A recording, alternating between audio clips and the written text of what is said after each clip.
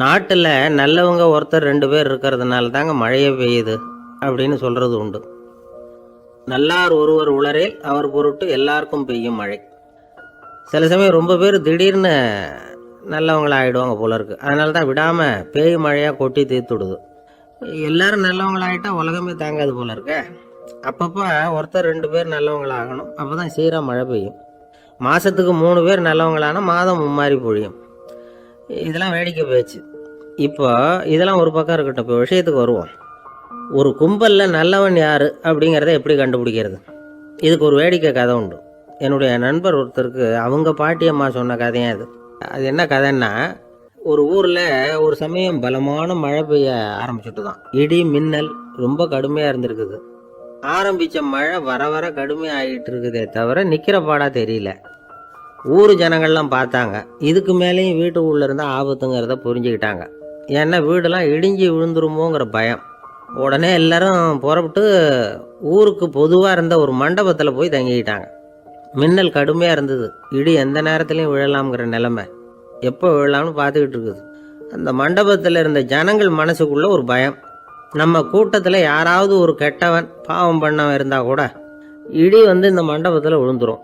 அது எல்லாருக்கும் ஆபத்து அப்படின்னு நினச்சாங்க. சரி, இதுக்கு என்ன பண்ணலாம் அப்படின்னு யோசனை பண்ணாங்க. அந்த கூட்டத்தில் ஒரு பெரியவர் இருந்தார். அவர் ஒரு யோசனை சொன்னார். இதை பாருங்கள், அதுக்கு ஒரு வழி இருக்குது. அதோ எதிர்த்தாப்புல கொஞ்சம் தூரத்தில் ஒரு உயரமாக மரம் ஒன்று இருக்குது பாருங்கள். பொதுவாக இடி சுலபமாக விழறது அது மாதிரி உயரமான மரத்தில் தான். நம்ம கூட்டத்தில் இருக்கிறவங்க எல்லாரும் ஒவ்வொருத்தராக போய் அந்த மரத்தை தொட்டு விட்டு திரும்பி வந்துடணும். நம்மள பாவம் பண்ணவன் யாரோ அவன் அந்த மரத்தை தொடுற சமயத்தில் இடி விழுந்துடும். அவன் மட்டும் போயிடுவான். மண்டபத்தில் இருக்கிற நாமெல்லாம் பொழைச்சிக்கலாம் அப்படின்னு ஐடியா கொடுத்தார் அந்த பெரியவர். இது நல்ல யோசனையாக பட்டது. எல்லாரும் ஒத்துக்கிட்டாங்க. ஒவ்வொருத்தராக போய் அந்த மரத்தை தொட்டு விட்டு திரும்பி வந்தாங்க. இடி எதுவும் விழலை. இன்னமும் பாவம் பண்ண ஆசாமி அதை போய் தொடலை போல இருக்கு அப்படின்னு நினச்சிக்கிட்டாங்க. ஒவ்வொருத்தராக போகிறாங்க. எல்லாரும் போய் தொட்டு விட்டு வந்தாச்சு. இன்னும் ஒரே ஒரு ஆசாமி தான் பாக்கி. கடைசியாக இருந்த அந்த ஆள் பயந்துட்டான். இது வரைக்கும் இடி விழலைன்னா இப்போ என்ன அர்த்தம்? இப்போ நாம தான் பாக்கி, நாம தான் தப்பு பண்ண ஆள் போல இருக்கு அப்படின்னு நினச்சிட்டான். அதனால் துணிச்சலாக போய் தொடுறதுக்கு பயந்தான். தயங்கிக்கிட்டே இருந்தான். இருந்தாலும் மற்றவங்களாம் சும்மா இருப்பாங்களா? கட்டாயப்படுத்தி கழுத்து பிடிச்சி தள்ளாத குறையா அவனை தள்ளி விட்டாங்க. போய் தொட்டுட்டு வாடான்னு. அவன் நடுங்கிட்டே போய் அந்த மரத்தை தொட்டான். அதே வினாடி ஒரு பயங்கரமான மின்னல் இடி விழுந்துட்டுது. எங்கே விழுந்தது தெரியுமா? அந்த ஆள் மேலே இல்லை, மண்டபத்தில் விழுந்தது. மண்டபத்தில் இருந்தவங்க பூரா காலி. அந்த ஒரு ஆள் மட்டும் புழைச்சிக்கிட்டான். இந்த ஒரு ஆளை காப்பாற்றுறதுக்காக தான் இடி மண்டபத்தில் விழாமல் இருந்திருக்குது. இதுதான் கதை. அதனால் நல்லவங்க எப்படியும் தப்பிச்சுக்குவாங்க அப்படிங்கிறது ஒரு நீதி. ஒருத்தன் அப்படி தான் தெருவில் நடந்து போய்கிட்டு இருந்தான். ரொம்ப நல்லவன். எதிரில் ஒருத்தன் சைக்கிளில் வந்துக்கிட்டு இருந்தான். அதில் மோதி இவன் கீழே விழுந்துட்டான். சைக்கிள்காரன் உடனே இறங்கி இவனை தூக்கி விட்டான். இவன் எழுந்திரிச்சு அவனை முறைச்சி பார்த்தான். அப்படி பார்க்காதீங்க சார், நீங்கள் ரொம்ப புண்ணியம் பண்ணியிருக்கீங்க, அதுதான் இப்போ சைக்கிளில் மோதிக்கிட்டீங்க அப்படின்றான். என்ன அப்படி சொல்கிறேன் நான்? இவன் 10 நிமிஷத்துக்கு முன்னாடி நான் லாரி ஓட்டிகிட்டு வந்தேன். அப்போ நீங்கள் எதிரில் வந்திருந்தீங்கன்னா என்ன ஆயிருக்கும் அப்படின்னானா அவன்.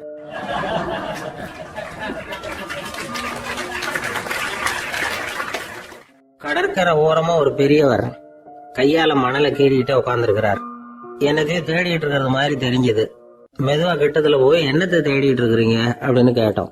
அவரு சாவகாசமா நிமிர்ந்து பார்த்து நிம்மதியை தேடிட்டு இருக்கிறேன்னார்.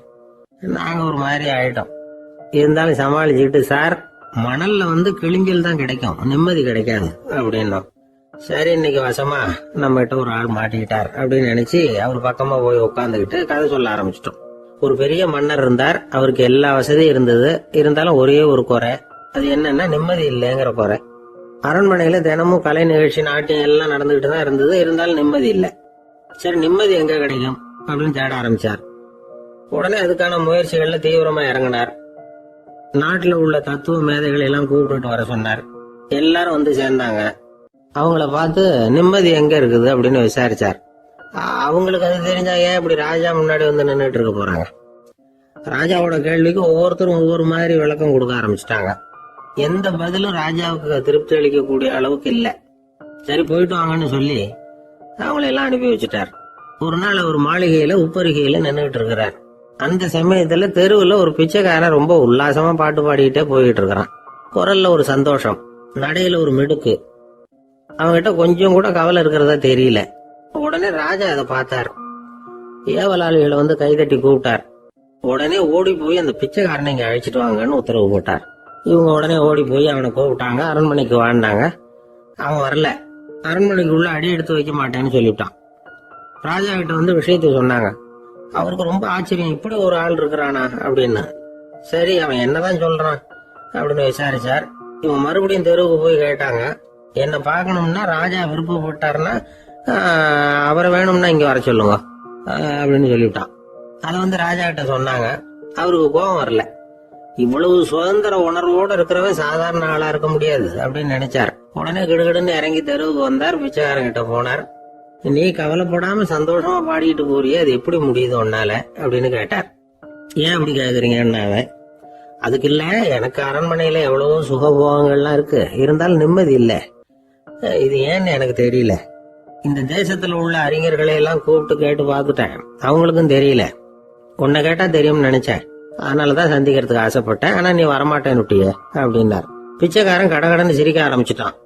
மகிழ்ச்சிக்கும் உங்களுக்கும் தடையா இருக்கிறது இந்த மாளிகை தான். இதை விட்டுட்டு வெளியில வந்துட்டா நிம்மதி தேடிட்டு வந்துரும்னா. நான் அரசன், எனக்குன்னு கடமைகள் இருக்கு, அதையெல்லாம் விட்டுட்டு எப்படி வர முடியும்னார் ராஜா. ரெண்டும் ஒரே நேரத்துல கிடைக்கணுங்கிறது முடியாத காரியம். உங்க சுகபோகத்துக்கு விலையாதான் உங்க நிம்மதியை கொடுத்துக்கிட்டு இருக்கிறீங்க. என்ன பாருங்க, என்கிட்ட எதுவும் இல்ல, அதனால எதுவும் போயிடுமோங்கிற பயமும் இல்ல, நிம்மதியா இருக்கிறேன் அப்படின்னா அவன். ராஜா உடனே சந்தோஷப்பட்டு தன்னுடைய மேலங்கியை எடுத்து அவனுக்கு பரிசா கொடுத்தாரான். அவன் சிரிச்சுக்கிட்டே அதை வாங்க மாட்டேன்னுட்டானான். இதை நீங்க எனக்கு கொடுக்கறதுனால எந்த பயனும் இல்ல, அதே நேரத்துல அதை வாங்கிட்டேன்னா அடுத்த வினாடியில இருந்து அதை எப்படி காப்பாத்துறதுங்கிற கவலை எனக்கு வந்து சேர்ந்துரும், அப்புறம் தூக்கம் வராது, நிம்மதி போயிடும் அப்படின்னு சொல்லிவிட்டு அவன் பாட்டுக்கு சந்தோஷமா பாடிட்டே போயிட்டான். நிம்மதி எங்க இருக்குங்கிறதையும் ராஜா தெரிஞ்சுக்கிட்டார். அந்த இடத்துக்கு தன்னால போக முடியாதுங்கிறதையும் அவர் புரிஞ்சுக்கிட்டார். இப்படி இந்த கதைய அந்த கடற்கரையில மணலை கீறிக்கிட்டே உட்கார்ந்து இருந்தார அந்த பெரியவர்கிட்ட சொல்லி முடிச்சோம். அவர் முகத்துல ஒரு தெளிவு தெரிஞ்சுது. எங்களை நிமிர்ந்து பார்த்தார். ரொம்ப நன்றிங்க, இப்ப எனக்கு தெரிஞ்சு போச்சு. நிம்மதி வேணும்னா அதுக்கு என்ன பண்ணணும்னு இப்ப நல்லா புரிஞ்சுக்கிட்டேன் அப்படின்னார். என்ன புரிஞ்சுக்கிட்டீங்கன்னு கேட்டோம். இனிமே இந்த பக்கம் வந்தா உங்க கண்ணுல படாத இடமா பார்த்து உட்காரணும்னு புரிஞ்சுக்கிட்டேன் அப்படின்னார்.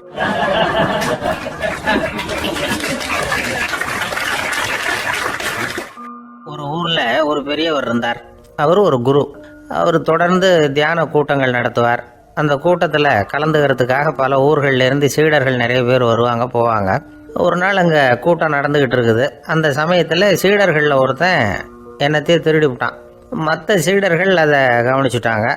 இவன் ஆப்பிட்டுக்கிட்டான். கூட்டம் முடிஞ்ச பிற்பாடு இவன் திருடின விஷயத்தை அந்த பெரியவர்கிட்ட போய் சொன்னாங்களாம்.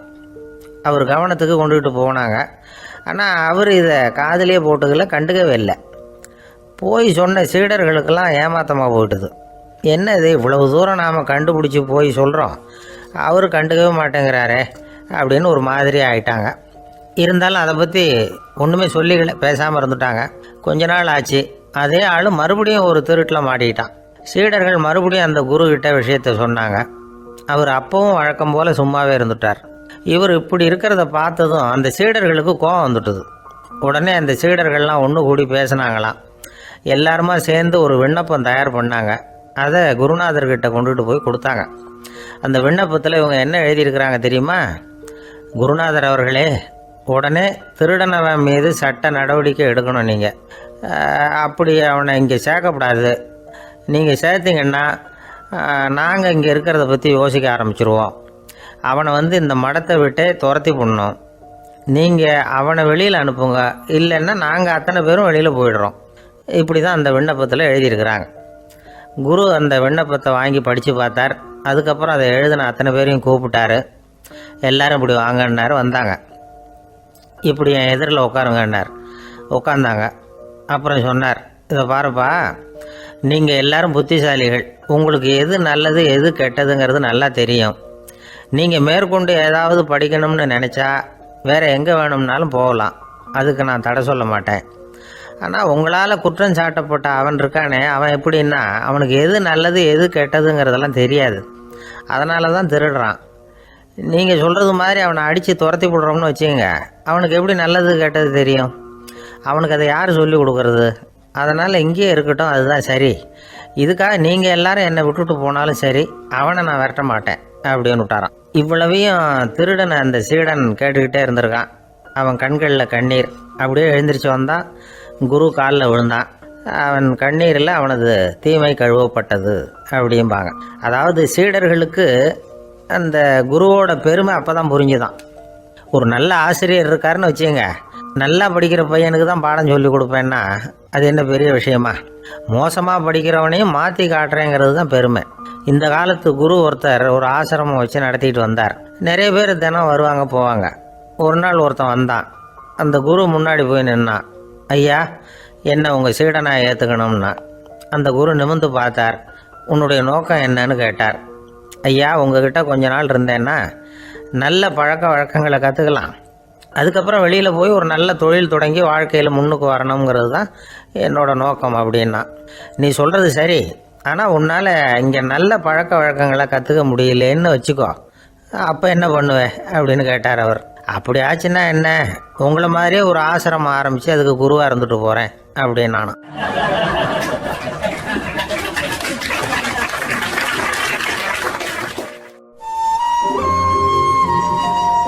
வெளிநாட்டுக்கு போகணும்னு ஆசை. ஆனால் அவனுக்கு எந்த மொழியும் தெரியாது. இருந்தாலும் சமாளிச்சுக்கலாம்னு முடிவு பண்ணிட்டு கிளம்பிட்டான். ஏதோ ஒரு தேசத்துக்கு போய் சேர்ந்தான். அங்கே அவனுக்கு யாரையும் தெரியாது. அவங்க என்ன மொழியில் பேசிக்கிறாங்க அப்படிங்கிறது கூட புரியல. என்ன பண்ணுறதுன்னு யோசனை பண்ணிட்டு ஒரு இடத்துல நின்றுக்கிட்டு இருக்கிறான். எதிர ஒரு பெரிய கட்டிடம். நிறைய பேர் உள்ளே போயிட்டு இருக்கிறாங்க. இவனும் அவங்க பின்னாடியே உள்ளே போனான்.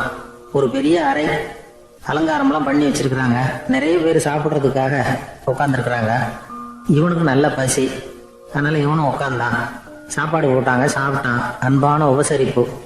இவன் மனசு உள்ள நினச்சிக்கிட்டான், இது ஏதோ அரசருடைய அரண்மனை மாதிரி தெரியுது, இன்னைக்கு ஏதோ விருந்து நடக்குது, நல்ல வேளை நம்ம பசியும் தீர்ந்தது அப்படின்னு நினச்சிக்கிட்டே நிமிர்ந்து பார்க்குறான். சாப்பாடு பரிமாறினவன் எதிரில் ரொம்ப பணிவோட முதுகை வளைச்சி வணக்கம் தெரிவித்தான். இவனும் எழுந்திரிச்சு நின்று முதுகை வளைச்சி வணக்கம் தெரிவித்தான். ரொம்ப நன்றின்னா. அவன் ஒரு சீட்டை இவன் கையில் கொடுத்தான். இவன் அதை வாங்கி பார்க்குறான். என்ன எழுதியிருக்குன்னு ஒன்றும் புரியல. சரி, இந்த நாட்டில் தங்களுடைய நன்றியை சீட்டில் எழுதி தான் கொடுப்பாங்க போல இருக்கு அப்படின்னு நினச்சிக்கிட்டு மறுபடியும் நன்றின்னா. ஆனால் அவன் காசை கொடுங்கன்னா. ஏன்னா அது ஒரு ஹோட்டல், இவன் சாப்பிட்டதுக்கான பில் அது. இவன் அதை புரிஞ்சிக்கவே இல்லை. நன்றின்னு அந்த சீட்டில் எழுதி கொடுக்குறாங்க போல இருக்கு அப்படின்னு நினச்சிக்கிட்டு அதை வாங்கி சட்டை பையில் பத்திரமா வச்சுக்கிட்டு பரவாயில்லைங்க, ரொம்ப மகிழ்ச்சின்னா. ஒரு வெளிநாட்டுக்காரனுக்கு இவ்வளவு தூரம் மரியாதை பண்ணுறீங்களே, எங்கள் ஊருக்கு போனதும் உங்களை பற்றி நிறைய சொல்லுவேன் அப்படின்னா. இவன் என்ன சொல்கிறான்னு அவனுக்கு புரியல. இவனை பிடிச்சி அழைச்சிட்டு போய் முதலாளி முன்னாடி நிறுத்தினான். நாம் சொன்னதில் இவனுக்கு ரொம்ப பெருமையாக இருக்கணும் போல இருக்கு, அதுதான் பெரிய இடத்துக்கு அழைச்சிட்டு வந்திருக்கிறான் அப்படின்னு இவன் நினச்சிக்கிறான். அவரும் பில்லுக்கான பணத்தை கொடுங்கிறாரு. பரவாயில்லைங்க, ரொம்ப மகிழ்ச்சி, நன்றிங்கிறான் இவன். அவரு பார்த்தார், இவனை நீதிமன்றத்துக்கு அனுப்பி வச்சுட்டார். இவன் என்ன நினச்சிக்கிட்டான், நம்மளை இந்த ஊர் ராஜா முன்னாடியே அழைச்சிக்கிட்டு வந்து நிறுத்தி இருக்கிறாங்க போல இருக்கு, என்ன ஒரு பெருந்தன்மை அப்படின்னு நினச்சிக்கிறான். நீதிபதி சொன்னார், சாப்பிட்டதுக்கான பணத்தை கொடுத்துரு, இல்லைன்னா அதுக்கான தண்டனை அனுபவிக்க வேண்டி இருக்கும்னார். ராஜாவே நமக்கு நன்றி சொல்கிறாரு போல இருக்கு அப்படின்னு நினச்சிக்கிறான் இவன். என் மகிழ்ச்சிக்கு எல்லையே இல்லைங்க அப்படின்னா. அவரு பார்த்தார், இவனுக்கு தண்டனை கொடுக்க வேண்டியது தான் அப்படின்னு முடிவு பண்ணார். உடனே தீர்ப்பு எழுதினார். இவனை கழுதையில் பின்புறமாக உட்கார வைங்க, இவன் ஒரு மோசடிக்காரன் அப்படின்னு ஒரு போர்டு எழுதி அவன் கழுத்தில் மாட்டுங்க, அப்புறம் அந்த கழுதையை ஊர் ஊரா விரட்டுங்க அப்படின்னார். இவனுக்கு தான் மொழி புரியலையே, ஏதோ நடக்குது அப்படிங்கிறது மட்டும் புரியுது. எல்லாரும் சேர்ந்து இவனை ஒரு கழுதை மேலே உட்கார வச்சாங்க. ஓஹோ, நம்மளை பாராட்டி ஒரு ஊர்வலம் நடத்துகிறாங்க போல இருக்கு அப்படின்னு நினச்சிக்கிறான் இவன். எல்லாரும் சத்தம் போட்டுக்கிட்டே கையை தட்டிக்கிட்டு கழுதை பின்னாடி ஓடி வர்றாங்க. இவனுக்கு ரொம்ப உற்சாகமாக இருக்குது. எல்லாருக்கும் கை கூப்பி வணக்கம் சொல்லிக்கிட்டே போகிறான். கூட்டத்தில் திடீர்னு ஒரு தெரிஞ்ச முகம் தெரியுது. அவனுடைய தேசத்தை சேர்ந்த ஒரு ஆள் அவன். அவனை பார்த்ததும் இவனுக்கு ரொம்ப உற்சாகம். நம்ம ஊருக்கு போனதும் இங்கே நமக்கு கிடைச்ச மரியாதையெல்லாம் உண்மைதான்னு சொல்கிறதுக்கு ஒரு சாட்சியும் கிடைச்சுட்டுது அப்படின்னு நினச்சிக்கிறான். அவனை பார்த்து கத்தனான், நல்லா பார்த்துக்க, இந்த ஊர் மக்கள் எனக்கு எப்படிப்பட்ட வரவேற்பு கொடுக்குறாங்கிறத நல்லா கவனிச்சுக்கோ அப்படிங்கிறான். அவனுக்கு அவமானமாக போட்டுது. தலையை குனிஞ்சுக்கிட்டே நழுவி போட்டான். இவன் பார்த்தான், அவன் தலை தெரியல. ஆகா, அவனுக்கு நம்ம மேலே பொறாம போல இருக்கு, அதனால தான் காணாமல் போட்டான். அப்படின்னு நினச்சிக்கிறான். இப்படி ஒரு வேடிக்கை கதையை பெரியவங்க சொல்கிறது உண்டு. கதை வேடிக்கையாக இருந்தாலும் இதில் உள்ள கருத்து என்ன தெரியுமா? அந்த கழுதை மேலே உட்காந்துருக்கிறானே, அது மாதிரி தான் நாமளும் அகங்காரங்கிற கழுதை மேலே உட்காந்துக்கிட்டு இருக்கோமா. நாமளும் கிட்டத்தட்ட அதே மாதிரி பிரம்மையில தான் இருக்கிறோமா. என்ன நடக்குதுங்கிறதே புரியறதில்லை. அகங்காரத்தில் பேசுகிறவனுக்கும் சித்த சுவாதீனம் இல்லாமல் பேசுகிறவனுக்கும் அதிக வித்தியாசம் இருக்கிறதில்ல. அது மாதிரி ஒருத்தன் தன்னுடைய வீட்டை சுற்றி சேற்ற வாரி அரைச்சிக்கிட்டு இருந்தானா. அந்த வழியாக வந்த ஒரு பெரியவர் அதை பார்த்துருக்கார். என்னப்பா பண்ணிட்டு இருக்கிறேன் அப்படின்னு கேட்டாரான். கழுதைகளை விரட்டிக்கிட்டு இருக்கிறேன் அப்படின்னானா.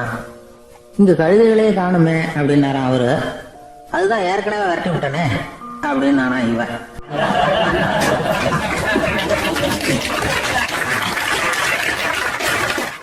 வாழ்க்கையில் சில சந்தர்ப்பங்களில் நாம் சில அவமானங்களை சந்திச்சே தீர வேண்டியிருக்கு. என்ன பண்ணுறது, காலம் அப்படி. அவமானப்படுறவங்க உடனே அடங்கி போயிடுறது தான் உலக வழக்கம். அவமானப்பட்டால் உடனே சீறி எழுறவங்களும் உண்டு. ஆனால் அதையே ஒரு சவாலாக எடுத்துக்கிட்டு முன்னுக்கு வர்றவங்களும் சில பேர் இருக்கிறாங்க. அவங்க ரொம்ப அபூர்வம். இன்றைக்கி மனோதத்துவ நிபுணர்கள்லாம் என்ன சொல்கிறாங்க தெரியுமா? அவமானப்பட்டுட்டா உடனே அடங்கி போயிடக்கூடாதான். அதையே ஒரு சவாலாக எடுத்துக்கிட்டு மனசில் ஒரு வைராக்கியத்தோடு முயற்சி பண்ணினா வாழ்க்கையில் எல்லாரும் முன்னேறலாம். அவமானங்கிறத நாம் வைராக்கியமாக மாற்றிக்கணும். அதுதான் வெற்றிக்கு வழி. ராமர் இந்த பூமியில் பிறந்ததே ஒரு வைராக்கியத்தினால தான் சார் அப்படின்னார் ஒருத்தர். எப்படிங்க அது அப்படின்னு கேட்டேன். அவர் சொன்னார், தசரதருக்கு ராமர் குழந்தையா பிறக்கணும், அப்போ தான் இங்கே இருக்கிற கஷ்டங்கள்லாம் நீங்கும் அப்படின்னு சர்வ லோகமும் எதிர்பார்த்துக்கிட்டு இருக்குது. ஆனால் அவர் எப்போ பிறப்பார் அப்படின்னு யாருக்கும் தெரியல. அந்த காரியம் சீக்கிரம் நடக்கணுமே, அதுக்கு என்ன பண்ணுறது? நாரதர் வந்தார் ஒரு நாள் தசரதரை தேடி. தசரதா, உனக்கு ஒரு செய்தி தெரியுமான்னு ஆரம்பித்தார். அவர் எப்பவும் இப்படித்தானே ஆரம்பிக்கிறது வழக்கம். என்ன விஷயம்னு கேட்டார் தசரதர். தசரதா, நீ அடிக்கடி உன்னோட தேரில் ஏறிக்கிட்டு தேவலோகத்துக்கு போகிற, அங்கே போகிற வர்ற எல்லாம் பண்ணிகிட்ருக்க, எல்லாம் சரி. தேவலோகத்துலேயும் உன்னை நல்லபடியாக தான் வரவேற்கிறாங்க. தேவேந்திரன் உன்னை பிரியமாக அழைச்சிட்டு போய் தன்னுடைய அரியாசனத்திலேயே தனக்கு பக்கத்திலேயே உட்கார வைக்கிறான். நீயும் சந்தோஷமாக உட்காந்து பேசிவிட்டு வந்துடுற. ஆனால் நீ இங்கே வந்ததுக்கு அப்புறம் அங்கே என்ன நடக்குது தெரியுமா உனக்கு அப்படின்னாரான் நாரதர். என்ன நடக்குது எனக்கு ஒன்றும் தெரியலையே அப்படின்னாரான் தசரதர். நாரதர்கிட்ட கிட்டத்தில் கேட்டிருக்கார், கொஞ்சம் சொல்லுங்கள் என்னது அப்படின்னு. அவர் நெருங்கி வந்தாராம் நாரதரும். மெதுவாக அவர் காதோட காதாக சொன்னாராம். அதாவது நம்ம பாஷையில் சொல்லப்போனால் பற்ற வைக்கிறார். நீ அங்கே தேவேந்திரன்கிட்ட உட்காந்து பேசிவிட்டு வந்த பிறகு நீ அங்கே உட்காந்துருந்த அரியாசனத்தை தண்ணி ஊற்றி கழுவி சுத்தப்படுத்துகிறாங்க. நீ என்ன அந்த அளவுக்கு சுத்தம் இல்லாத ஆளா, தினம் குளிக்காமையாக இருக்கிற அப்படின்னாராம். தசரதருக்கு இது ரொம்ப அவமானமாக போயிட்டுது. அப்படியே செய்கிறாங்க அப்படின்னாராம். ஆமாம், நீ வேணும்னா நான் சொல்கிறது உண்மையா இல்லையா அப்படின்னு சோதனை பண்ணி பார்த்துக்கோ அப்படின்னாரான் நாரதர். உடனே தசரதர் இதுக்காகவே புறப்பட்டு தேவலோகம் போனார். அங்கே வழக்கம் போலவே இவரை கூப்பிட்டு உட்கார வச்சு பேசிக்கிட்டு இருந்தான் தேவேந்திரன். கொஞ்ச நேரம் பேசிக்கிட்டு இருந்துட்டு சரி நான் கிளம்புறேன்னு புறப்பட்டார். சரி, அவனும் வாசல் வரைக்கும் வழி அனுப்பி வச்சுட்டு உள்ளே போயிட்டான். தசரதர் வெளியில் கொஞ்ச நேரம் மறைஞ்சி இருந்துட்டு மெதுவாக உள்ளே எட்டி பார்த்தார் என்ன நடக்குதுன்னு. நாரதர் சொன்னது உண்மைதான்.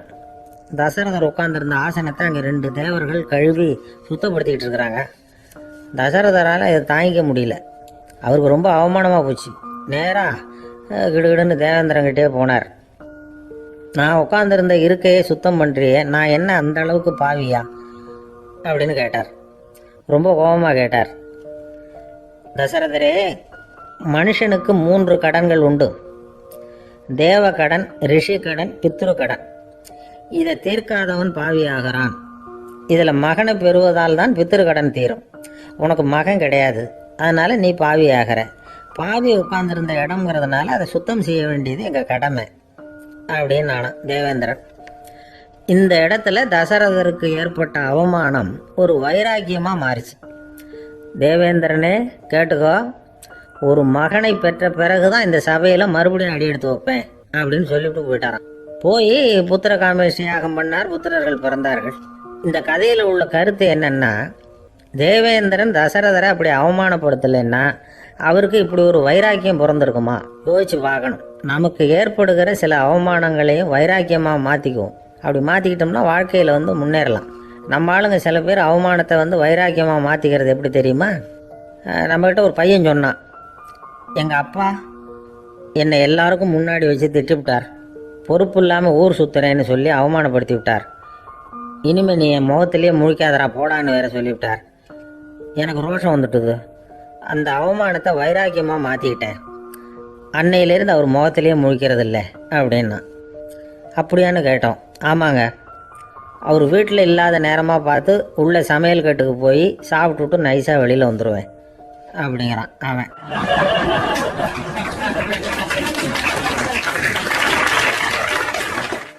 ஒரு இலக்கிய கூட்டம் ஏற்பாடு பண்ணியிருக்கிறோம், நீங்கள் அவசியம் வந்து அதில் பேசணும் அப்படின்னு கேட்டுக்கிட்டார் ஒருத்தர். வேணாங்க, 4 பேருக்கு முன்னாடி வந்து நிற்கிறதுனா எனக்கு ரொம்ப கூச்சமாக இருக்கும் அப்படின்னாரு இவர்.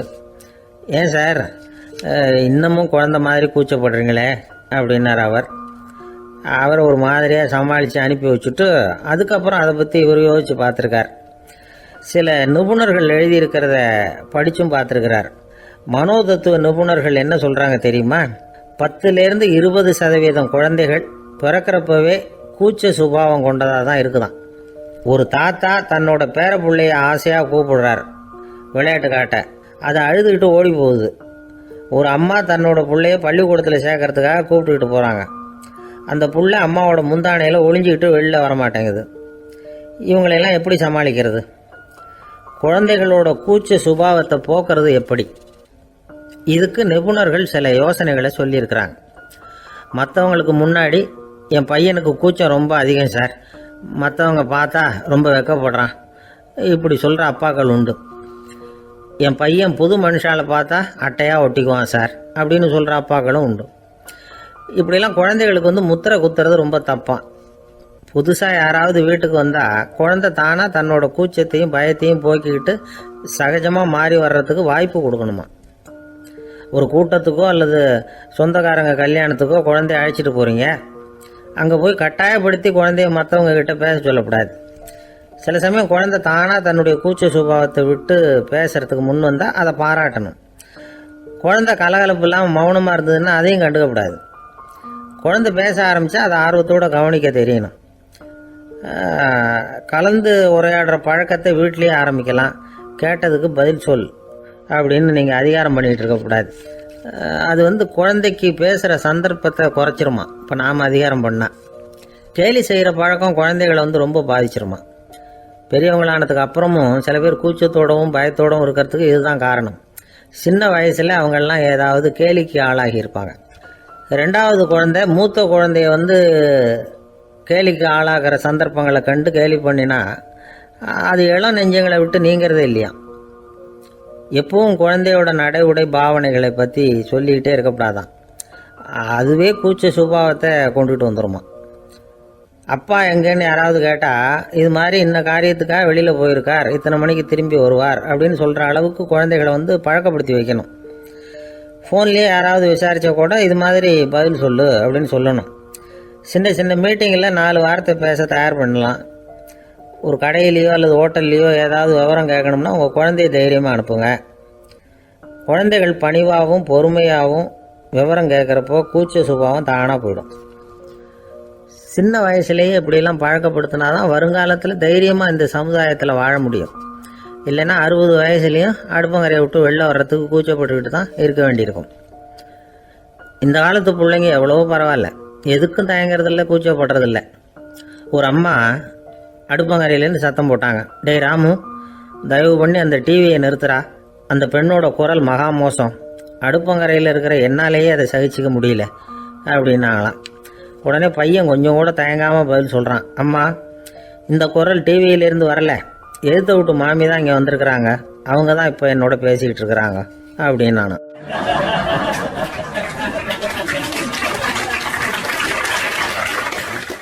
ஒருத்தர் ரொம்ப அவசரமாக வந்தார். சார், மனுஷன் நிம்மதியாக இருக்கிறதுக்கு என்ன வழின்னு கேட்டார். சீக்கிரமாக ஒரு கல்யாணத்தை பண்ணீங்க, எல்லாம் சரியாக போடும் அப்படின்னோம். அவர் ஒரு மாதிரியாக பார்த்தார். ஏற்கனவே எனக்கு கல்யாணம் ஆயிட்டுது சார், அதனால தானே நிம்மதியாக இருக்கிறதுக்கு வழி கேட்குறேன் அப்படின்னார். சரி, இவர் ஒரு மாதிரியான கேஸ் அப்படின்னு நினச்சிக்கிட்டு நம்மக்கிட்ட இருந்த ஒரு சின்ன புத்தகத்தை அவர்கிட்ட தூக்கி கொடுத்தோம். இதை படித்து பாருங்கன்னு. கல்யாணத்துக்கு பிறகும் சந்தோஷமா இருக்கிறதுக்கு என்ன வழி அப்படிங்கிற கேள்விக்கு அந்த புத்தகத்தில் விளக்கம் இருந்தது. கணவன் மனைவிக்குள்ள சிக்கல் வராமல் இருக்கிறதுக்கு அதில் சில வழிகளை சொல்லி கொடுத்துருக்குறாங்க. அதெல்லாம் என்னென்ன அப்படிங்கிறத இப்போ பார்க்கலாமா? குடும்பம்னு இருந்தால் கோபம் வரதான் செய்யும். அது வந்துட்டு போட்டும் பரவாயில்ல. ஆனால் அந்த கோபம் ஒரே நேரத்தில் 2 பேருக்கும் வந்துடாமல் பார்த்துக்கணும். ஒரு சமயத்தில் யாராவது ஒருத்தர் தான் கோபப்படணும், அடுத்தவங்க அமைதியாக இருக்கணும். அதுக்கப்புறம் இவர் அமைதியான உடனே அவங்க ஆரம்பிச்சிக்கலாம். கோபமாக ஏதாவது சொன்னால் உடனே கோபமாக பதில் சொல்லக்கூடாது. கொஞ்சம் பொறுத்து கோபம் தீர்ந்த உடனே அந்த பதிலை சொல்லலாம். அப்போ பதில் கோபமாக இருந்தால் கூட அது அவ்வளோ பெருசாக தெரியாது. அற்ப விஷயத்துக்கெல்லாம் காய்ச்சி மூச்சுன்னு கத்திட்டு இருக்கக்கூடாது. உங்கள் 2 பேருக்குள்ள ஒரு தர்க்கம் ஆரம்பமாயிட்டுதுன்னு வச்சுக்கோங்க. கடுமையாக 2 பேரும் விவாதம் பண்ணுறீங்க. உங்களில் ஒருத்தர் இதில் ஜெயிக்கணும்னா அது நீங்களாக இருக்க வேணாம், அடுத்தவங்க ஜெயிக்கிறதுக்கு நீங்கள் துணையாக இருங்களேன். அப்படின்னா நீங்கள் கொஞ்சம் விட்டு கொடுக்கணும், அவ்வளவுதான். ஏதாவது குத்தம் சொல்லணுமா, செஞ்ச தப்பை சுட்டி காட்டணுமா, விமர்சனம் பண்ணணுமா, பண்ணுங்க, வேணான்னு சொல்லலை. ஆனால் சொன்னதை அப்படி சொல்கிறத கொஞ்சம் அன்பாக இதமாக சொல்லுங்க. எப்போ நடந்த தவறுகளை எல்லாம் இப்போ போய் மறுபடியும் ஞாபகப்படுத்திட்டு இருக்க வேண்டாம். நான் அப்போவே சொன்னேன் இந்த புடவை வேணாம்னு, நீங்கள் தான் கேட்கல, இப்போ பாருங்கள் கிழிஞ்சு போச்சு இப்படின்னு கத்துனாங்க ஒரு அம்மா. எப்போ சொன்னீங்கன்னு கேட்டால் ஒரு 10 வருஷத்துக்கு முன்னாடி தீபாவளி சமயத்தில் அப்படிங்கிறாங்க. அது என்ன இன்னும் அப்படியே புதுசாகவே இருக்கும்? உங்களுக்கு அவர் தான் பெருசு, அவருக்கு நீங்கள் தான் பெருசு. அதை விட இந்த உலகத்தில் வேறு எதுவும் முக்கியம் இல்லைன்னு நினைக்கணும். நீ தான் என்னுடைய உலகம்னு எத்தனை தடவை சொல்லியிருப்பீங்க? அதெல்லாம் வெறும் வசனமாக போயிடக்கூடாது. ஏதாவது ஒரு பிரச்சனையை பற்றி கடுமையாக விவாதம் பண்ணிகிட்டு இருக்கீங்க, அதை அப்படியே பாதியில் விட்டுட்டு படுக்கைக்கு போயிடக்கூடாது. சொச்சத்தை நாளைக்கு பேசிக்கலாம்னு. அப்படி போனால் தூக்கம் வராது. பிரச்சனையை ஒரு முடிவு பண்ணிக்கிட்டு அதுக்கப்புறமா தூங்க போகணும். ஒரு நாளில் ஒரு தடவையாவது உங்கள் ஜோடியை பாராட்டி நல்ல விதமாக கனிவாக ஒரு வார்த்தை சொல்லணும் அப்படின்னு தீர்மானம் பண்ணீங்க. ஏதாவது தப்பு பண்ணிவிட்டீங்கன்னா பரவாயில்ல, அதை ஒத்துக்கிறதுக்கும் மன்னிப்பு கேட்கறதுக்கும் தயாராக இருக்கணும். அது ஒன்றும் கேவலம் கிடையாது. வீட்டுக்குள்ளே தானே கேட்க போகிறீங்க, வெளியில் யாருக்கு தெரிய போதும்? எப்படியோ உங்களுக்குள்ள ஒரு சமரசம் ஆனால் சரிதான். ஒரு தகராறுன்னு எடுத்துக்கிட்டா குறைஞ்சபட்சம் அதுக்கு 2 பேர் தேவை. தனியாகவே உட்காந்துக்கிட்டு நான் இப்போ தகராறு பண்ணிகிட்டு இருக்கிறேன் அப்படின்னு யாரும் சொல்ல முடியாது. 2 பேர் தகராறு பண்ணுறாங்கன்னா பொதுவாக அந்த 2 பேரில் யார் அதிகமாக பேசுகிறாங்களோ அவங்க பேரில் தான் தப்பு இருக்கும். அதை மனசில் வச்சுக்கணும். இதெல்லாம் தான் அந்த புத்தகத்தில் போட்டிருக்கிற வழிமுறைகள். இவ்வளவும் சரியாக வரலைன்னா அப்புறமா சொல்லுங்கள், வேறு புத்தகம் ஏதாவது இருக்கான்னு தேடுவோம். ஒரு கணவன் தன்னுடைய மனைவியை அழைச்சிட்டு ஒரு மனோதத்துவ டாக்டர்கிட்ட வந்தாரா. டாக்டர், எங்களுக்கு கல்யாணம் ஆகி 30 வருஷ காலமாக நாங்கள் ஒரு விஷயத்தில் கூட ஒத்து போனதில்லை அப்படின்னு ஆரம்பித்தார். உடனே அந்த அம்மா குறுக்கிட்டு, அது 30 வருஷம் இல்லை 32 வருஷம் அப்படின்னாங்களாம்.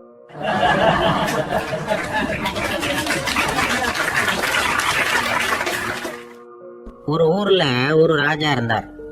பெரிய அரண்மனையில் தான் இருக்கிறார். எல்லா வசதியும் இருந்தது. இருந்தாலும் அவர் எல்லாரும் சொல்கிறது எப்படி தெரியுமா? பிச்சைக்கார ராஜா. அப்படி ஒரு பேர் அவருக்கு நிலச்சி போச்சு. ஜனங்களும் சரி, மற்ற தேசங்களில் உள்ளவங்களும் சரி, அவர் அந்த பேர் சொல்லியே குறிப்பிடுறது வழக்கமாக போட்டுது. இது அவருக்கு ரொம்ப கவலையாக போச்சு. என்ன இது, நம்மளை தேடி வர்றவங்களுக்கெல்லாம் நாம் சோறு போடுறோம், நம்ம புகழ்ந்து பாடல் ஏற்றி கொண்டு வர்ற புலவர்களுக்கெல்லாம் அவங்க எப்படி வந்தாலும் ஒருவேளை சோறு போடணுங்கிறது உத்தரவு. இவ்வளவுலாம் செஞ்சும் நம்மளை போய் பிச்சைக்கார ராஜான்னு எல்லாரும் சொல்கிறாங்களே, அது ஏன்? எதுக்காக இப்படி சொல்கிறாங்க? இதுதான் ராஜாவுக்கு குழப்பம். சரி, இதை பற்றி நம்ம அமைச்சர்கள்கிட்ட கேட்கலாமா அப்படின்னு யோசனை பண்ணார். இந்த விஷயத்தை போய் அவங்கக்கிட்ட எப்படி கேட்குறதுன்னு அவருக்கு தயக்கமாக இருந்தது. கௌரவ குறைச்சலாக தெரிஞ்சுது அவருக்கு. சரி, சாதாரண குடிமக்கள்கிட்ட இதை பற்றி கேட்கலாமா அப்படின்னு யோசனை பண்ணார். கேட்கலாம். ஆனால் அவங்க யாரும் ராஜா முன்னாடி வந்து நின்று தைரியமாக பேசக்கூடிய அளவுக்கு இல்லை.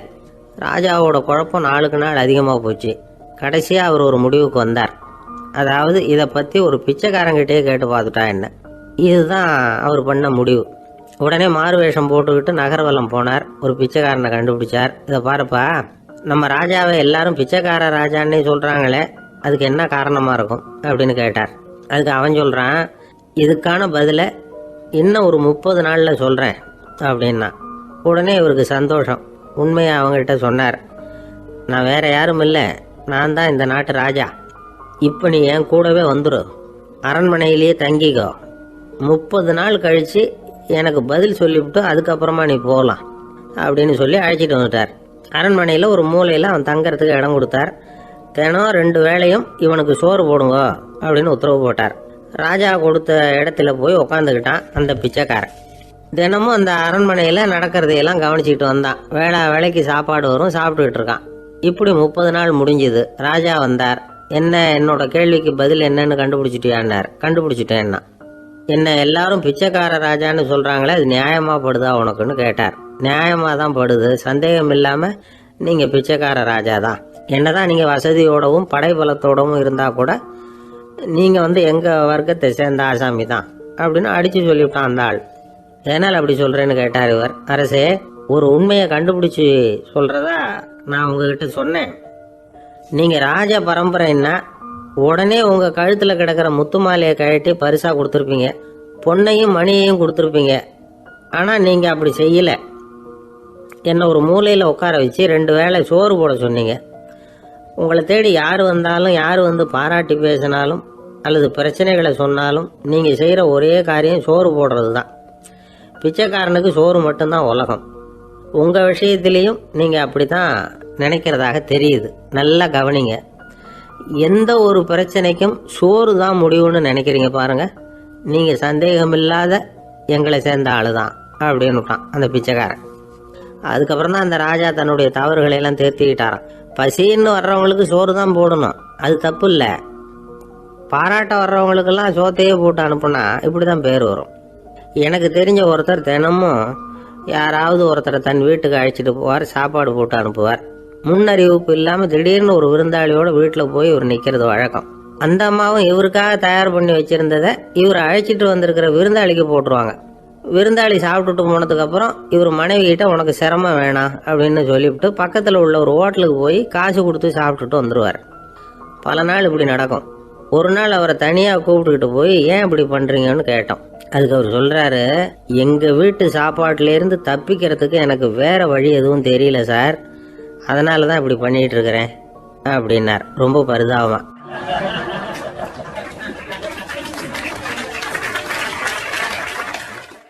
ஒரு ஆசாமி வேகமாக ஓடிக்கிட்டு இருந்தான். ஏன் இப்படி ஓடுறேன்னு கேட்டார் இன்னொருத்தர். அங்கே ஒரு ஆள் அடிபட்டு கிடக்குறான், அதை பார்த்தேன், உடனே ஓடுறேன்னா. எங்கேன்னு கேட்டார். ஆஸ்பத்திரிக்குன்னா. ஒரு ஆள் அடிபட்டு கிடக்கிறத பார்த்தா உடனடியாக நாம் செய்ய வேண்டியது முதல் உதவி, அதுக்கப்புறம் தான் ஆஸ்பத்திரி. இன்றைக்கி விபத்துங்கிறது சர்வசாதாரணமாக நடந்துக்கிட்டு இருக்குது. வாகன விபத்து, வெடிகுண்டு விபத்து, தீ விபத்து, கட்டடம் சரியறது, பூகம்பம், இப்படி நிறைய நடக்குது.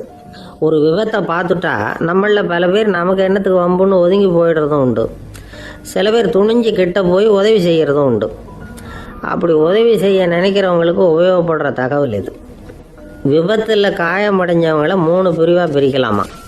முதல் வகை கொஞ்சம் சீரியஸானது, உயிருக்கு உடனே ஆபத்து தரக்கூடியது. மூளை காயம், முகம், கழுத்து காயங்கள், இருதயம், நுரையீரல் காயங்கள், வயத்தில் உள்ளுறுப்பு காயங்கள், அதிகப்படியான இரத்தப்போக்கு, இதனால எல்லாம் பாதிக்கப்பட்டிருந்தால் அது முதல் வகை அப்படின்னு நாமளே மனசுக்குள்ளே முடிவு பண்ணிக்கணும். இவங்களுக்கெல்லாம் உடனடியாக முதல் உதவி கொடுக்கணும். தாமதப்படுத்தாமல் ஆஸ்பத்திரிக்கு கொண்டுகிட்டு போயிடணும். இப்படி கொஞ்சம் எச்சரிக்கையாக நடந்துக்கிட்டால் அவங்களில் பல பேரை காப்பாற்றிக்கொள்ளலாம். 2வது வகை எப்படின்னா, முதல் உதவி விரைவாக கிடைச்சா உயிர் பிழைக்கக்கூடிய மார்பு காயங்கள், கைகால் எலும்பு முறிவு, இடுப்பு முதுகெலும்பு காயம், சீரான இரத்த சேதம், இப்படிப்பட்டவங்களை 2வது வகையாக பிரிக்கணும். ஆபத்து இல்லாத சிராய்ப்புகள், சிறு காயங்கள், இரத்த உறைவுகள், இதனால் பாதிக்கப்படுறவங்க 3வது வகை. ஒருத்தர் தலையில் அடிபட்டு நினைவு விழுந்துட்டாருன்னு வச்சுங்க, அவருக்கு வாந்தி வர்றதுனால புறையேறி மூச்சு அடைப்பு உண்டாகும். இப்படி ஆகாமல் இருக்கிறதுக்காக தலையை ஒரு பக்கமாக சாய்ச்சி வைக்கலாம்.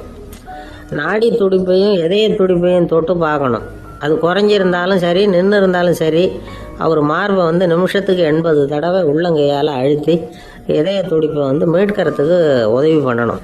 கழுத்தில் காயம்பட்டாலும் ஆபத்து அதிகம். கழுத்துக்கு அடியில் ஒரு துண்டை மடித்து வைக்கலாம். 2 பக்கமும் சின்ன தலையணை அல்லது துணி மடிப்புகளை வச்சு கழுத்தை அதிகமாக அசையாமல் பார்த்துக்கலாம். முதுகெலும்பு முறிஞ்சிருக்குமோ அப்படிங்கிற சந்தேகம் இருந்ததுன்னா அவரை அதிகமாக அசைய விடக்கூடாது. அதிகமாக அசைஞ்சால் தண்டு வடத்தில் பாதிப்பு ஏற்பட்டு கை கால் விளங்காமல் போயிடும். அவரை ஒரு கனமான போர்வை இல்லைன்னா பாயில் படுக்க வச்சு 4 பேர் மெதுவாக தூக்கி மருத்துவ உதவிக்கு அனுப்பி வைக்கலாம். கையெலும்பு முறிஞ்சிருந்தால் முறிஞ்ச பாகத்தை உடம்போடு சேர்த்து அசையாமல் கட்டி போடலாம். கால் எலும்பு முறிஞ்சிருந்தால் மற்ற காலோடு சேர்த்து கட்டி போடலாம். முறிஞ்ச பாகம் தொங்காமல் பார்த்துக்கணும், அப்போ தான் வீக்கம் உண்டாகாமல் இருக்கும். வெட்டு காயம், குண்டடி போட்ட காயம், இதிலெல்லாம் ரத்தப்போக்கு அதிகமாக இருக்கும். ரத்தம் வெளியேற வெளியேற ஆபத்து அதிகம். சுத்தமான துணியை பல மடிப்புகளை மடித்து காயத்தின் மேலே வச்சு அழுத்தமாக ஒரு 10 நிமிஷம் பிடிச்சிக்கணும். ரத்தம் நின்ன உடனே காயத்துக்கு கட்டு போடலாம். சில சமயம் காயம்பட்ட பாகத்தை உயரமாக தூக்கி பிடிச்சிக்கிட்டா தான் ரத்த கசிவு நிற்கும். இந்த விவரங்களையெல்லாம் கொஞ்சம் மனசில் வாங்கி வச்சுக்கிட்டோம்னா சமயத்தில் உதவும். ஏன்னா இந்த காலத்தில் விபத்து எந்த ரூபத்தில் எப்போ வரும்னு யூகிக்கவே முடியல. நண்பர் ஒருத்தர் சொன்னார், நேற்றுக்கு பாருங்கள் சார், என் கண்ணு முன்னாடியே ஒரு சின்ன விபத்து நடந்ததுன்னார். என்னன்னு விசாரித்தோம். ஒரு பஸ்ஸில் வந்துக்கிட்டு இருந்தேன். அந்த பஸ்ஸில் பின்பக்கம் படி ஓரமாக நின்றுக்கிட்டு இருந்த ஒருத்தர் ரோட்டில் விழுந்துட்டார். டிரைவர் அதை கவனிக்கலை, நிறுத்தாமல் அவர் பாட்டுக்கு போகிறாருனார். கண்டக்டர் உடனே விசில் கொடுத்து பஸ்ஸை நிறுத்த வேண்டியது தானே அப்படின்னோம். அதுதான் சார் முடியாமல் போச்சுன்னார் அவர். ஏன்னு கேட்டாங்க. தவறி கீழே விழுந்ததே அந்த கண்டக்டர் தான் சார் அப்படிங்கிறார்.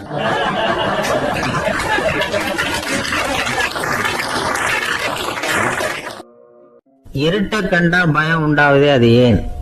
இப்படி ஒரு கேள்வியை ஒரு பெரியவர்கிட்ட கேட்டாங்க. அதுக்கு அவர் பதில் சொல்றார், மனிதனுடைய ஆதிகால வாழ்க்கையில தொற்றி கொண்ட பயம் இது வேரூன்றி இருக்குது, இன்னமும் போகல. 50,000 வருஷங்களுக்கு முன்னாடி மனுஷன் குகைகளில் வாழ்ந்தான். பகல்ல பயம் இருக்காது, ராத்திரியில மிருகங்கள் தாக்கும், கொல்லும், நிம்மதியா தூங்க கூட முடியாது. அதனால இந்த மனுஷனுக்கு இரவுன்னா மரணம், பயம் அப்படின்னு பழகி போச்சு. மனிதர்களுடைய எல்லா மனசையும் சேர்த்து மொத்தமா ஒரு மனசு உண்டு. மனிதர்களுடைய நினைவு இந்த மொத்த மனசுல பதிஞ்சிருக்கு, பரவுது. இந்த மொத்த மனசுல இருட்டு பற்றிய பயம் பதிந்து நீடிக்குது அப்படிங்கிறார் அவர். இந்த காலத்துல இரவை பகலாக்கிறதுக்கு எவ்வளவோ விளக்குகள்லாம் வந்தாச்சு. ராத்திரியிலேயும் மிருகங்கள் தாக்குங்கிற நிலைமை இல்லை. பாதுகாப்பான வீடுகள், விலங்குகளும் விலகி போயிட்டா, விலங்குகள்லாம் விலகி போயிட்டு வீடுகளும் பாதுகாப்பா இருக்குது. சரி, இருந்தாலும் அந்த பழங்கால பயம் இருட்டு பயம் இன்னமும் மனுஷனை விட்டு போகல. இன்னொரு விஷயம் என்னன்னா, இருட்டிலேருந்து வெளிச்சத்துக்கு வராத மனிதர்கள் இன்னைக்கு அதிகம். ஒரு ஆளு ஆத்துக்கு மீன் பிடிக்கிறதுக்காக போனான். இன்னும் விடியல. அதுக்குள்ள வலையை எடுத்துட்டு கிளம்பி போயிட்டான். வெளிச்சம் வர்றதுக்கு முன்னாடியே போய் சேர்ந்துட்டான். விடிகிற வரைக்கும் என்ன பண்றது, சும்மா கரையிலேயே உட்காந்து காலாட்டிக்கிட்டு இருக்கிறான். காலில் ஏதோ ஒரு சின்ன மூட்டை தட்டுப்பட்டது. இருட்டில் அது என்னன்னு சரியா தெரியல. மூட்டைக்குள்ள சின்ன சின்ன கல்லா நிறைஞ்சி இருக்குது. சும்மா பொழுது போகணுமேங்கிறதுக்காக இவன் அந்த மூட்டைக்குள்ள இருந்து ஒவ்வொரு கல்லா எடுத்து ஆத்துல வீசிக்கிட்டு இருக்கிறான். விடிகிற வரைக்கும் வேற வேலை இல்லைங்கிறதுனால எப்படி செஞ்சுக்கிட்டே உட்காந்துருக்கிறான். கிழக்க மெதுவா வெளிச்சம் தெரிய ஆரம்பிச்சது. பொழுது விடியறதுக்கான அறிகுறி. இதுக்குள்ள அந்த மூட்டையில இருந்த எல்லா கல்லையும் எடுத்து வீசி எறிஞ்சுட்டான். கடைசியா ஒரே ஒரு கல் மட்டும்தான் கையில பாக்கி இருந்தது. வெளிச்சம் வந்ததும் அந்த கல்லை பார்த்தான். அப்படியே திகைச்சு போயிட்டான். அடடா, இது வரைக்கும் தெரியாம தப்பு பண்ணிட்டோமே அப்படின்னு நினைச்சான். ஏன் தெரியுமா, அவன் கையில இருந்தது வெறும் கல் இல்ல, விலை வசந்த ரத்தன கல். அது இருட்டுல என்னன்னு புரியாததுனால மூட்டையில இருந்த எல்லா ரத்தன கல்லையும் ஆத்துல வீசி எறிஞ்சிருக்கிறான். இப்போ அவனுக்கு அழுகையே வந்துடும் போல இருந்தது. வாழ்க்கையை வசதி ஆக்கிக்கிறதுக்கான வாய்ப்பு அவனுக்கு இருந்தது. இருந்தாலும் இருட்டுல அதை இழந்துட்டான். அந்த வகையில அவனுக்கு கொஞ்சம் அதிர்ஷ்டம் இருந்திருக்குது. அதாவது ஏதோ ஒரு வகையில் இருந்திருக்குது. அதனாலதான் அந்த கடைசி கல்ல எரியறதுக்குள்ள வெளிச்சம் வந்துட்டுது. பல பேருக்கு அந்த அளவு கூட அதிர்ஷ்டம் வர்றதில்லை. எல்லாத்தையும் வீசினதுக்கு அப்புறம் தான் வெளிச்சம் வரும். என்னென்னு விவரம் தெரியாமலே எழுந்திரிச்சு வந்துருவாங்க. வாழ்க்கைங்கிறது ஒரு பெரிய புதையல். அதை புரிஞ்சிக்காம மனுஷன் அதை வீசி எரிஞ்சுக்கிட்டு இருக்கான் அப்படிங்கிறது தான் பெரியவங்க கருத்து. சில பேருக்கு புரிஞ்சுக்கிற நேரம் வரும், அதுக்குள்ள வாழ்நாள்லாம் ஓடி போயிருக்கும். அதுக்கப்புறம் என்ன பண்றது? நம்மால் ஒருத்தன் கையில் ஒரு சின்ன பையோட வந்துகிட்டு இருந்தான். பைய உள்ள ஏகப்பட்ட நகைகள், ரத்தன கல் எல்லாம் இருக்கு. வந்துகிட்டு இருந்தவன் திடீர்னு அந்த பையை அப்படியே ஒரு குளத்துல வீசி எறிஞ்சுட்டான். மகான்கள் தான் இப்படி பற்று இல்லாம இருப்பாங்க. என்னங்க இது, விலை மதிப்புள்ள அந்த பையை இப்படி குளத்துல வீசி எறிஞ்சுட்டீங்களே, இதுக்கு என்ன அர்த்தம் அப்படின்னு கேட்டார் அவன் கூட வந்தவர். அவன் மெதுவா இவர் காதோட காதா சொல்றான், ஒரு போலீஸ்காரர் பின்னாடி வந்துகிட்டு இருக்கிறார், அவர் போனதுக்கு அப்புறம் இதை எடுத்துக்குவேன் அப்படிங்கிறான்.